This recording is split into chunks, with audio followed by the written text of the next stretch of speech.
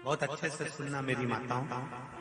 कई माताओं के मन में संशय होता है कि हम 1 महीने का व्रत धारण करते हैं और उस बीच में रजस्वला धर्म आ जाता है। वो रजस्वला धर्म आता है तो हमारे महीने भर का नियम का क्या होता है? इस प्रसंग को थोड़ा ध्यान से सुनना। बार बार ये प्रसंग नहीं मिलेगा और पहले भी कथाओं में ये प्रसंग नहीं आया। आज भीखन गांव की हरिहर्ष महापुराण में ये प्रसंग आया है। तो जितने लोग आस्था पर सुन रहे हैं, जितने फेसबुक यूट्यूब पर सुन रहे हैं, इस प्रसंग को थोड़ा ध्यान से सुनना मेरी माता।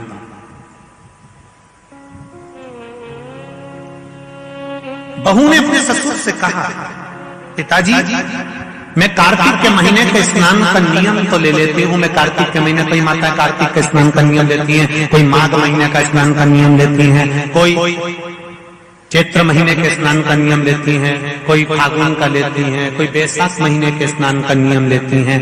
कई माताओं की आदत रहती है, कई पुरुषों की आदत रहती है कि मैं 1 महीने तक कार्तिक का स्नान करूंगी। पर वो कार्तिक के स्नान में कुछ दिन ऐसे आ जाते हैं कि उसमें रजस्वला धर्म आ जाता है। अब वो रजो धर्म आ गया, रजस्वला धर्म आ गया, तो उस बीच में उसका नियम पूरा हुआ कि नहीं हुआ? उस बीच में वो 5-7 दिन जो स्नान के लिए नहीं गई, पूजन नहीं करी, तुलसी को जल नहीं चढ़ाया, शालिग्राम जी का पूजन या ठाकुर जी का श्रृंगार नहीं कर पाई, तुलसा महारानी का गीत नहीं गा पाई, तुलसी जी का दीप नहीं लगा पाई, तो उसको कार्तिक के महीने का, क्योंकि ये रजस्वला धर्म तो प्रत्येक महीने आना, नारी के लिए रजो धर्म तो हर महीने प्राप्त होना। तो हर महीने अगर रजो धर्म आना है तो कार्तिक महीने का फिर नियम पूरा कैसे हुआ? फिर नारी का नियम कैसे पूरा होगा? फिर नारी तो फिर नियम टूट गया, नियम टूट गया तो उसको कोई फल नहीं मिला। तो बहू ने अपने ससुर से कहा, एक साहूकार से, साहूकार की बहू ने कहा, ससुर जी मेरे मन के संशय को मिटा दो, मैं कार्तिक का स्नान करना चाहती हूँ और उस कार्तिक के स्नान में सबसे बड़ी अगर विघ्नता आती है तो मेरे 7 दिन 5 दिन जो रजो धर्म के जाएंगे, वो रजो धर्म में मेरा नियम टूट जाएगा। उस नियम को पूरा कैसे किया जाए?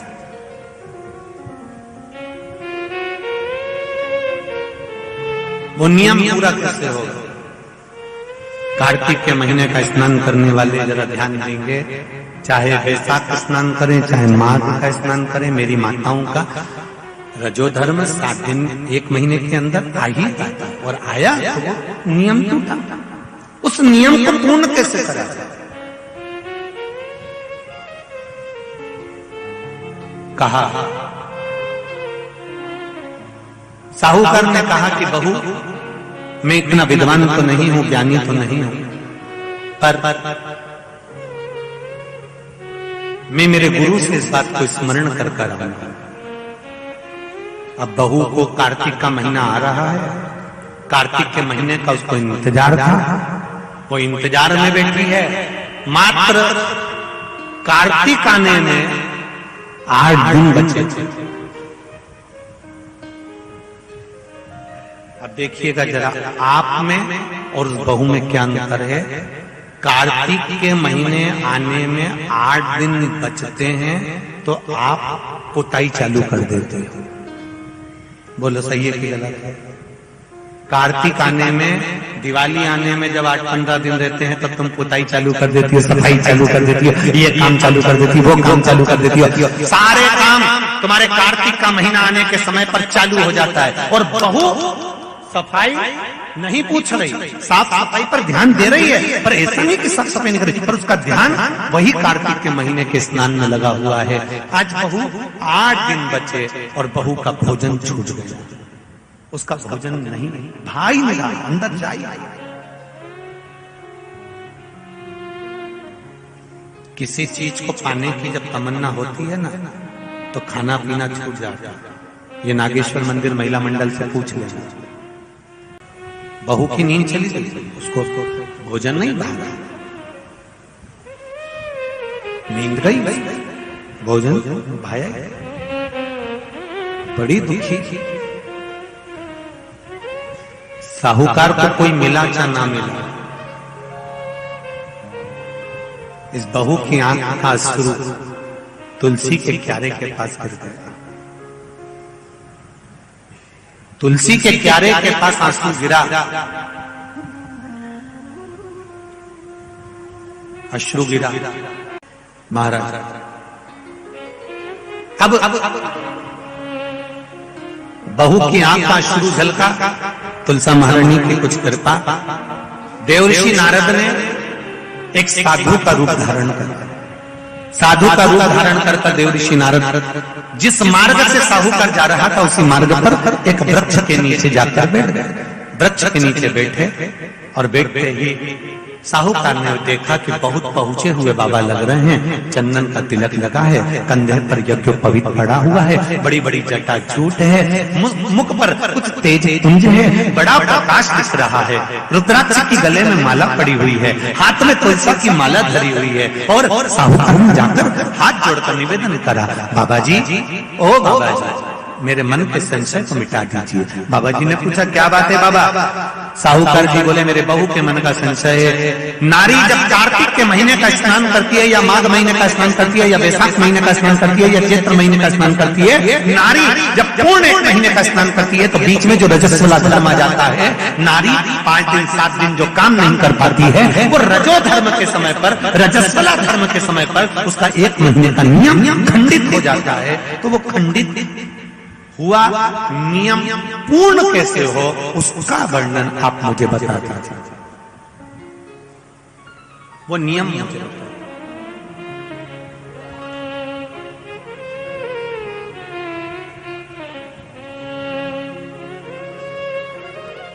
संत के रूप में बैठे हुए देवर्षि नारद, श्रीमन नारायण, श्रीमन श्रीमन नारायण। 7 बार देवर्षि नारद ने नारायण नारायण नारायण नारायण कहा। कहने पर देवर्षि नारद ने बोला, सुनो साहूकार जी, सुबह के समय पर जब आपकी बहू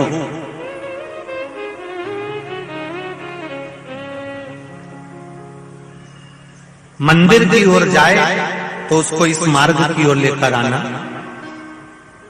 मैं आपको ज्ञान उपदेश दूंगा और वो ज्ञान उपदेश आप बहू को श्रेष्ठ दे पाए ना दे पाए, वो बहू सम्मुख में बैठकर सुनेगी तो उसको प्राप्त होगा। ये देखो वही कथा आ गई। आप खाओगे आपका पेट भराएगा, आप सुनोगे आपका कल्याण होगा। बेटों बेटियों को लेकर आओ, बहुओं को लेकर आओ, बच्चों को लेकर आओ, उनके सुनने से उनका लाभ, उनका लाभ।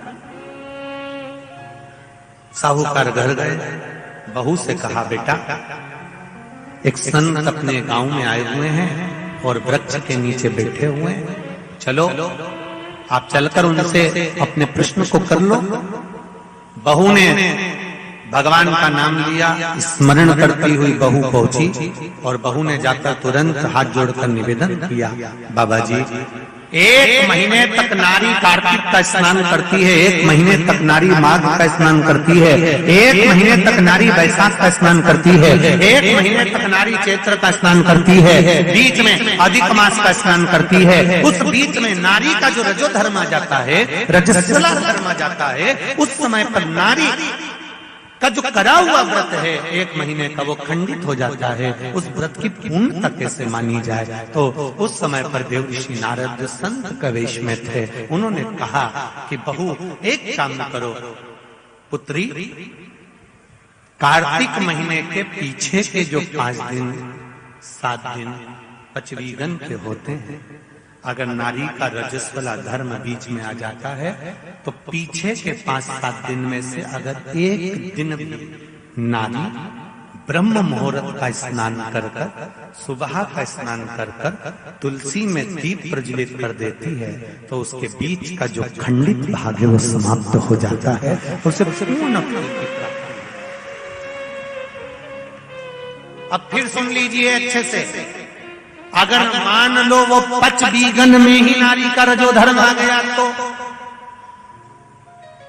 बहुत बहुत ध्यान से सुनना। ये कथा हरिहर शिव महापुराण की कथा जो भीकन गांव वालों को मिली है, संपूर्ण विश्व के कल्याण के लिए बहुत ध्यान देना। हर नारी का प्रश्न है, प्रत्येक नारी के प्रश्न ये सम्मुख में रहता है। मान लो आपने कहा कि रजो धर्म आ गया मध्य में तो आप पीछे के 5 दिन स्नान करो। वो 5 दिन में अगर रजो धर्म आ गया, फिर शिव महापुराण की कथा कहती है, घर में रहने वाली कोई कुंवारी कन्या, घर में रहने वाला कोई पुत्र, घर में रहने वाला पति, घर में रहने वाली सास, घर में रहने वाली कोई सौभाग्यवती नारी, जेठानी, ननंद, देवरानी, या घर में रहने वाला कोई पुरुष अगर बाहर स्नान करने नहीं भी जा सकता, ब्रह्म मुहूर्त में प्रातः के समय पर यदि तुलसी में एक दीप और एक संध्या के समय पर दीप लगा देता है तो भी नारी का नियम पूर्ण हो जाता है, वो नियम खंडित नहीं, वो नियम खंडित। क्या 5 दिन के स्नान का फल है? हाँ, और तुझे मौका मिलेगा तो तुझे समझ में आएगा। देवर्षि नारद ने बस इतना कहा, उसका फल क्या है तुझे मौका मिलेगा जब मालूम पड़ेगा। तब बहू को समझ में नहीं आया कि आखिर ये सब क्या कहा। देवर्षि नारद कहकर चले गए। साहूकार की बहू रोज प्रातः का कार्तिक का स्नान करने लगी। कार्तिक का स्नान रोज बहू करती, रोज ब्रह्म मुहूर्त में स्नान कर आती। बहू को नहीं मालूम कि नगर के राजा का लड़का युवराज अपनी पत्नी के साथ स्नान करने आता। राजा और रानी भी स्नान करने आते हैं, युवराज अपनी धर्मपत्नी के साथ स्नान करने आता है। आज युवराज को बड़ा बुरा लगा। युवराज ने देखा कि मैं घाट पर नहाने के लिए आता हूं, पर यह घाट गीला कैसे हो जाता है? मतलब मेरे स्नान के पहले कोई स्नान कर रहा है, मेरे स्नान के पहले कोई स्नान कर रहा है। मुझे ऐसा लगता है जरूर कोई ना कोई आता है। युवराज ने, राजा ने अपने नगर के सैनिकों से बोला, पता लगाओ कि सुबह स्नान करने कौन आता है। सैनिक लगते उससे पहले ही साहूकार की बहू स्नान कर चली जाती। दिखाई नहीं दिया, समझ नहीं आया। आखिरी के 7 दिन बचे थे, 8 दिन बचे थे। राजा के दूत ने फिर युवराज ने कहा, मुझे पता लगा कर बताओ फिर मेरे स्नान के पहले कौन स्नान करता है, घाट को गीला कौन कर देता है। क्रोध में आकर कहा, मालूम नहीं पड़ पाया। एक दिन रानी को, इस साहूकार की बहू को मालूम पड़ा कि युवराज मेरा पता कर रहा है, मेरा पीछा कर रहा है। तो बहू ने तुरंत सुबह जल्दी स्नान करा और भागी। भाग के समय उसके गले की माला और पांव की एक मोजड़ी छूट गई। माला और मोजड़ी छूट गई। माला मोजड़ी छूटी, चली। राजा को वो माला मोजड़ी मिल गई। उसने मन में विचार करा, मोजड़ी इतनी सुंदर, माला इतनी सुंदर, तो जो इसको पहनती होगी वो कितनी सुंदर होगी। राजा ने अपने दूतों से कहा, जाओ, जिसकी ये मोजड़ी और माला है इतनी सुंदर है तो वह नारी कितनी सुंदर होगी, उसको 5 रात्रि मेरे पास में लेकर आ। उसको मैं 5 रात्रि अपने यहाँ रखूंगा। शब्द सुना, खबर पूरे गांव में लग गई। साहूकार की बहू के कानों में भी शब्द पहुंच गया। कार्तिक का महीना चल रहा था तो बहू ने भी कह दिया, मैं राजा के यहाँ पर 5 रात्रि रहने को तैयार हूं, पर शर्त मेरी एक है, ब्रह्म मुहूर्त का स्नान करते हुए अगर राजा मेरे को मुख देख लेगा तो मैं उसके यहाँ रह लूंगी। सुबह का कार्तिक का स्नान कर कर जब मैं निकल रही हूँ और राजा का पुत्र मुझे देख ले तो मैं रहने को तैयार हूँ, नहीं तो मैं नहीं रह सकती। राजा ने भी एक पक्षी, जो पाला हुआ पक्षी था, उस पक्षी को पेड़ पर बिठा दिया और कहा, जैसे ही रानी स्नान करने आए उसी समय पर तू बोल देना, मैं दौड़ कर आ जाऊंगा और इस रानी, इस साहूकारनी का दर्शन कर लूंगा। जब साहूकारनी सुबह के समय पर स्नान करने चली तो देहली पर द्वार को छोड़ते समय प्रणाम करते हुए कहती है, हमारे भारत की सभ्यता, भारत की भूमि की संस्कृति, पहले की माताएं जब मायके से ससुराल जाती थी या ससुराल से मायके आती थी तो जिस तांगे में, जिस गाड़ी में, जिस बस में, जिस टैक्सी में भी बैठती थी उसके भी पांव पड़ती थी, उसको भी प्रणाम करती थी। बोलो री जीजिए, सही है कि गलत है? ये भारत की सभ्यता है, ये भारत का संस्कार है, ये भारत की भूमि की मर्यादा है। जिस भूमि पर से जा रही, ससुराल से मायके जाएगी तो जिस बस में जाती थी उसके पांव पड़ती थी, बैलगाड़ी में जाए, टांगा गाड़ी में जाए, घोड़ा गाड़ी में जाए, उसके पांव पड़ती थी। घर से निकलते समय प्रणाम कर कर जाती।